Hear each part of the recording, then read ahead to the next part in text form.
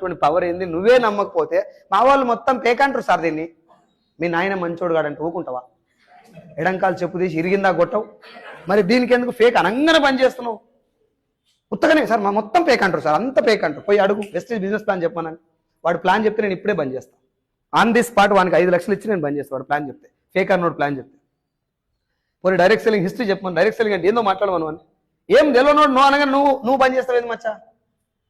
నేను బాగా బాధపడే పాయింట్ అని చెప్పిన. ప్రపంచంలో 8 దేశాల్లో ఉన్నటువంటి మహామహులను ఒప్పించింది వెస్టేజ్. అవునా? స్కూల్లో పనిచేసేటువంటి ఆయమ్మ కాదు, ఇళ్లలో పనిచేసే పని మనిషి కాడికి వెళ్ళి IAS ఆఫీసర్ దాకా వెస్టేజ్లో ఉన్నారు. ఉన్నారా?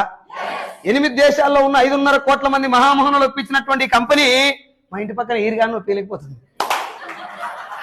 ఇప్పుడు ప్రాబ్లం ఈరిగాందా కంపెనీదా? అంది కాదు ప్రాబ్లం, నీది, నీ ధమాకు. అంత దూరం పోయిన కంపెనీని ఈరిగాన్ చేతిలో పెట్టినావు చూడు నువ్వు, నీ తప్పు. Yes or no? 24 carat gold మచ్చా వెస్టేజ్. నీకు అర్థం కాదు, ఈరోజు టైం పడుతుంది, it will take some time.